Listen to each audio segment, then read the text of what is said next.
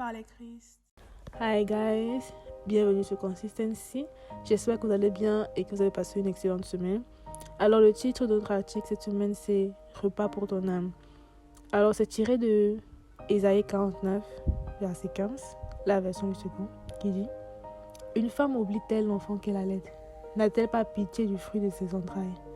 Quand elle l'oublierait, moi, je ne t'oublierai pas.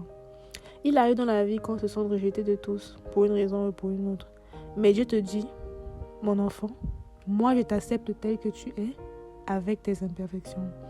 Aux yeux des gens, peut-être que tu ne représentes rien. Tu passes pour un sujet d'échec et non de fierté. Mais écoute, même si quelqu'un que tu pensais qu'elle t'aimerait pour toujours te délaisse, cette personne en qui tu avais mis tout ton espoir même te met de côté, te rejette et ne donne plus la place qui t'était réservée ou qui t'était due. Sache que Dieu, lui, t'aime non seulement d'un amour plus grand, mais au moins lui ne va jamais te laisser tomber. En fait, tu sais, l'être humain est divergent. Aujourd'hui, il t'aime, demain, il te déteste. Aujourd'hui, il te valorise, il te donne une place, demain, il te méprise. Et avec les êtres humains, il faudra toujours que tu aies approuvé quelque chose. Il faudra toujours que je te comporte bien. Et le jour où tu feras quelque chose de contraire à tes habitudes, ils oublieront tout ce que tu as fait avant. L'être humain est ingrat de nature. Mais ça ne veut pas dire que tu es différent ou tu es différente. Toi aussi, parfois les mauvaises habitudes des autres conditionnent ta façon de penser les concernant. Tu as cette mauvaise habitude de garder en mémoire les choses lorsqu'elles sont mauvaises. Écoute, les gens ne vont jamais se comporter exactement comme tu le veux. Donc apprends aussi à accepter les autres tels qu'ils sont, sans t'attendre au moindre petit détail. Écoute ta raison et ne marche plus excessivement selon tes émotions. Parfois, ces attentes irrationnelles sont l'une des raisons pour lesquelles tu ne te sens pas aimé. J'espère que vous me comprenez jusque-là. Mais en outre, parfois, la seule chose dont nous avons besoin, c'est d'ouvrir les yeux sur les choses et les gens qui nous entourent. Et nous réaliserons à quel point nous sommes aimés et chéris. Écoute, je ne sais pas ce que tu traverses, mais je veux juste te dire que tu es incroyable et tu es merveilleux ou merveilleuse. Tu ne le vois peut-être pas maintenant et tu penses que personne ne le reconnaît. Mais avant tout, qu'il le voit ou pas, il faut le savoir toi-même et arrêter de te fier aux avis, aux compliments des autres pour trouver ta valeur. Sinon, s'ils n'aiment pas quelque chose en toi ou te critiquent, tu seras déçu. Et je pense que c'est déjà le cas. Donc, les compliments des gens sont bons. Tu devrais les recevoir. Mais ne permettez pas à ces compliments d'être la source de votre confiance. Je répète, les compliments des autres sont bons. Tu devrais les recevoir. Mais ne permettez pas à ces compliments d'être la source de votre confiance. Je sais que cela peut être difficile. Tu as peut-être essayé plusieurs fois de trouver ne serait-ce qu'une seule de tes qualités, mais tu n'arrives pas. Et tu as l'impression que tu n'es pas digne ou spécial. Mais tu l'es, ma chère, tu l'es, mon cher. Et laisse-moi te dire quelque chose. Ton identité et ta valeur se trouvent en Jésus-Christ. Je sais que ça semble cliché. Tu as déjà dû entendre ça plusieurs fois à l'église, dans la Bible. Les gens ont dû te dire cela. Mais ce n'est pas juste un cliché. C'est une vérité. Mais je vais te dire quelque chose que tu dois reconnaître de la part de notre Seigneur Jésus-Christ. Premièrement, il t'aime tellement qu'il est mort pour toi. Dis-moi, qui pourrait mourir pour toi? Si tu penses à ton entourage, si tu regardes, qui pourrait mourir pour toi? Sachant que tu ne méritais même pas cette mort. Il t'a donné accès à la royauté. Maintenant, tu es un roi et tu es une reine dans le royaume des cieux. Il te connaissait avant ta naissance et avait des projets pour toi.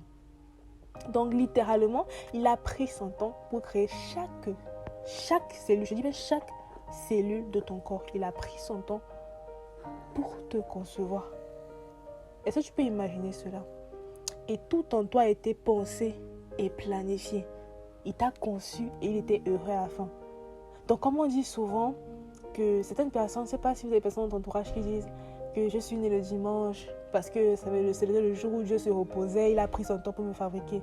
En fait, c'est la même chose pour tout individu. Dieu, il a pris son temps pour fabriquer toute personne. Il s'est assis et il t'a dessiné. À la fin, il a dit, je suis content. Il s'est dit, je suis content de ma création. Ensuite, tu as été fait à son image. Tel il était, nous sommes, la Bible le dit. Ça veut dire que tout ce que le Seigneur est, c'est ce que tu es. Et peu importe si dans ta vie, tu le réalises ou pas. Mais c'est pour ça qu'on a le Saint-Esprit, pour nous aider à représenter l'image de Christ qui est écrit dans la Bible que nous sommes.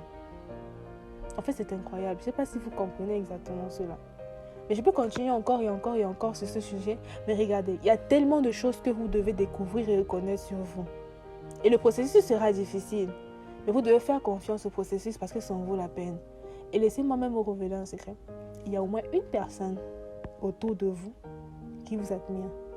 Mais soit cette personne-là, jamais, ne vous l'a jamais dit, ou bien vous n'avez jamais voulu accepter même qu'il y ait quelqu'un qui vous admire.